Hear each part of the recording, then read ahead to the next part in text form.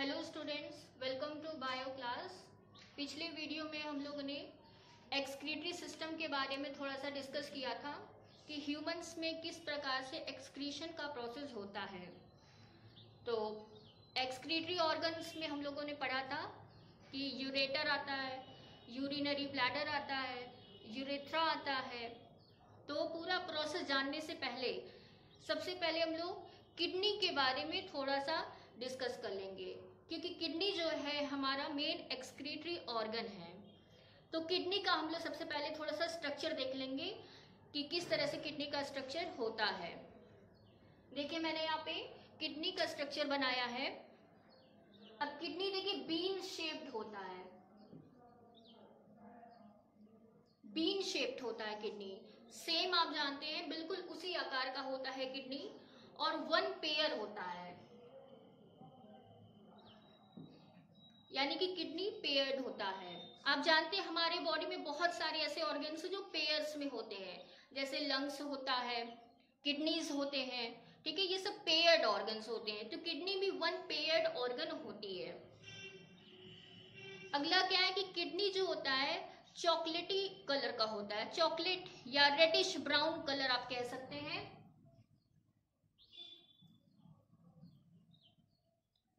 Kidney जो होती है वो रेडिश ब्राउन कलर का होता है, वन पेयर्ड होता है और रेडिश ब्राउन कलर्ड होता है और बीन शेप्ड होता है। और किडनी का फंक्शन क्या होता है? किडनी का फंक्शन होता है एक्सक्रीशन करना। एक्सक्रीशन मतलब कि हमारे बॉडी में, हमारे ब्लड में जितनी भी इम्प्योरिटीज होती हैं उन इम्प्योरिटीज को रिमूव करना। तो सबसे पहले हम लोग किडनी का स्ट्रक्चर डिस्कस करेंगे कि किस तरह से इसका स्ट्रक्चर होता है। देखिए, किडनी के सबसे बाहर एक लेयर बना हुआ है। आप देख रहे हैं कि किडनी का जो डिजाइन है बिल्कुल कैप्सूल की तरह है, तो इसीलिए इसका नाम दिया गया है रीनल कैप्सूल, ठीक है। और इसके अंदर का जो पोर्शन होता है, रीनल कैप्सूल क्या है, इसकी जो बाहर की जो लेयर, इसको रीनल कैप्सूल कह रहे हैं।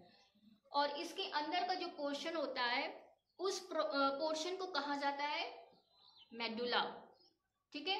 और यहाँ पे आप देख रही है पिरामिडिकल शेप के कुछ स्ट्रक्चर्स दिखाई दे रहे हैं, पिरामिड की डिजाइन के कुछ स्ट्रक्चर्स दिखाई दे रहे हैं। इस पिरामिड्स के अंदर क्या होते हैं? नेफ्रॉन्स। इसके पहले मैंने आपको बताया था कि हमारी दोनों किडनीज में लगभग मिलियंस ऑफ नेफ्रॉन पाए जाते हैं। इनकी संख्या मिलियंस में होती है, ठीक है। मिलियंस ऑफ नेफ्रॉन्स हमारे दोनों किडनीज में पाए जाते हैं।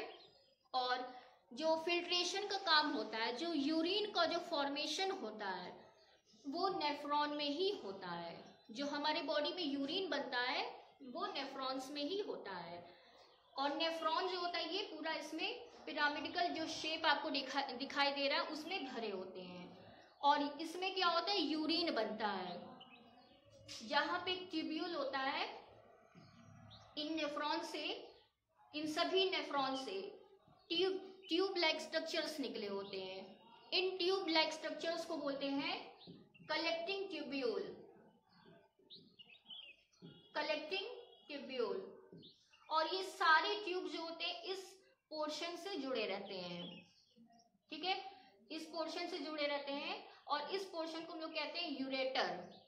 तो यूरिन बनता है नेफ्रॉन में, और नेफ्रॉन से होते हुए जो यूरिन होता है वो कहाँ पे आता है? यूरेटर में आता है। इसके बाद आप जानते हैं यूरेटर से यूरिनरी ब्लैडर अटैच रहता है, तो वो यूरिन आकर के स्टोर कहाँ पे होता है? यूरिनरी ब्लैडर में। और यहाँ पे एक स्मॉल ओपनिंग होती है जिसको हम लोग कहते हैं यूरेथ्रा। उस यूरेथ्रा से क्या होता है? यूरिन रिमूव हो जाता है। तो ये पूरा किडनी का स्ट्रक्चर है। आप लोग इसको चाहे नोटबुक में बना सकते हैं। अब देखिए, यहाँ पे दो ब्लड वेसल्स भी है, एक का नाम है रीनल आर्टरी और दूसरे का नाम है रीनल वेन। तो रीनल आर्टरी से क्या होता है, जो ब्लड की, जो बॉडी की जो इम्प्योर ब्लड होती है, वो इम्प्योर ब्लड कहाँ आता है? किडनी में आता है। और जो प्योर ब्लड होता है वो रीनल वेन से होते हुए हमारे हार्ट में पहुंच जाता है। फिर हार्ट क्या करता है, उस प्योर ब्लड को हमारे बॉडी में पंप कर देता है। तो ये पूरा किडनी का स्ट्रक्चर हुआ। अब हम लोग को क्या पढ़ना है, स्ट्रक्चर ऑफ नेफ्रॉन, यानी कि नेफ्रॉन का स्ट्रक्चर कैसे होता है, क्या होता है, और वहां पे फिल्ट्रेशन का काम कैसे होता है।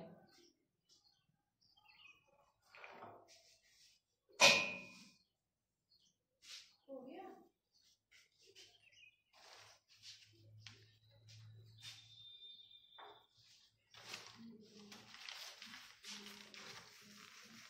अब हम लोग पढ़ेंगे स्ट्रक्चर ऑफ नेफ्रॉन।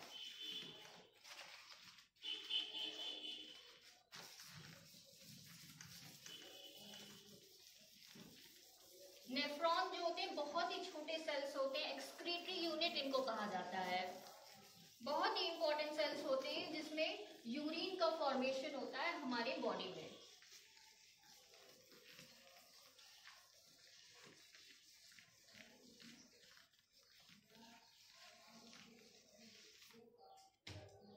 तो next topic is structure of nephron. This is our excretory unit. आप इसको बना लीजिएगा कॉपी में।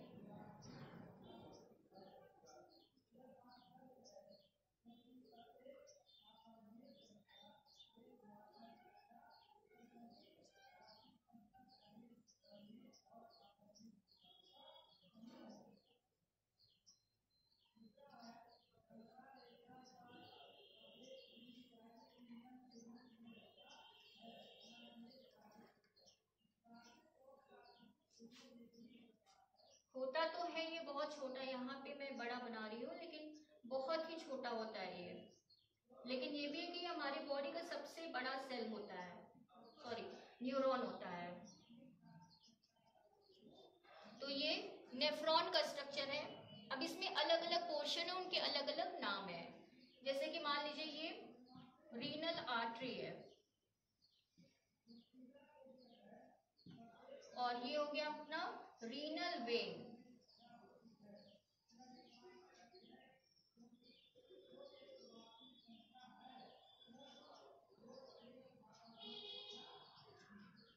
Renal vein. और ये जो बाहर का आपको पोर्शन दिखाई दे रहा है कैप्सूल लाइक, इसे कहा जाता है बाउमेन्स कैप्सूल। बाउमेन्स कैप्सूल। और अंदर जो ये आपको पोर्शन दिखाई दे रहा है इसे हम कहते हैं ग्लोमेरुलस। ठीक है। और ये जो है पूरा एक ट्यूब लाइक स्ट्रक्चर है, इसका भी अलग नाम है। ये हो गया डिसेंडिंग लिम्ब।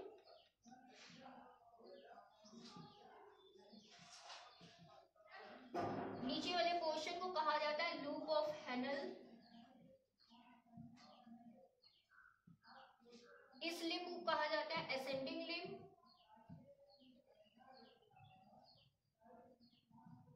और लास्ट में आ जाएगा कलेक्टिंग ट्यूब्यूल।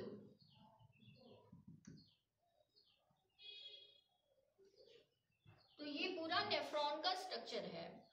यानी कि आप देखेंगे क्या होता है कि जो इम्प्योर ब्लड होता है वो रीनल आर्टरी से आता है ग्लोमेरुलस में। ग्लोमेरुलस में क्या होता है, उस ब्लड का फिल्ट्रेशन होता है। ब्लड में जो इम्प्योरिटीज होती हैं वो निकल करके चली जाती है इस ट्यूब्यूल में, और ब्लड प्यूरिफाई हो जाता है। प्योर ब्लड क्या होता है, रीनल वेन से होता हुआ हमारे हार्ट में चला जाता है। और इम्प्योरिटीज में देखिए, इम्प्योरिटीज में क्या हो सकती है, एक्सेस वाटर हो सकता है, एमिनो एसिड हो सकता है, प्रोटीन्स हो सकते हैं। तो जो एक्सेस वाली चीजें होती हैं वो हमारे ट्यूब्यूल में आ जाती हैं, डिसेंडिंग लिम्ब में, लूप ऑफ हेनल में, एसेंडिंग लिम्ब में। इसमें जो extra salt, water, glucose, amino acid, ये सभी इस लिम्ब में आ जाते हैं। अब देखिए यहाँ पे भी इस लिम्ब का बहुत ही इंपॉर्टेंट फंक्शन होता है। जो भी एक्स्ट्रा चीजें इसमें आती हैं, अगर इसमें से कोई भी यूजफुल चीज बची है, जैसे कि वाटर हो गया, कुछ सॉल्ट्स हो गए, प्रोटीन्स हो गया, अमीनो एसिड्स हो गया, जितनी भी यूजफुल चीजें होती हैं इस लिम्ब से चली जाती है कहाँ पे, रीनल वेन में चली जाती है, एब्जॉर्ब हो जाती हैं। इस ट्यूब्यूल के वॉल से वो सारी अच्छी चीजें क्या होती हैं, हमारे रीनल वेन में एब्जॉर्ब हो जाती हैं। और एट लास्ट क्या बचता है, जो हमारे बॉडी की अनयूजफुल चीजें रहती हैं वो बच जाती हैं और चली जाती हैं कलेक्टिंग ट्यूब्यूल में। और कलेक्टिंग ट्यूब्यूल में जो लिक्विड इकट्ठा होता है उस लिक्विड को हम लोग कहते हैं urine. After the absorption of useful materials from the limb into the renal vein, the liquid form is known as urine.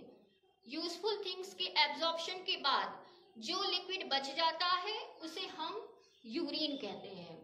और वो यूरिन कहाँ चला जाता है, कलेक्टिंग ट्यूब्यूल से, फिर कलेक्टिंग ट्यूब्यूल से चला जाता है यूरेटर में, then to urinary bladder, and it after all it removes through urethra।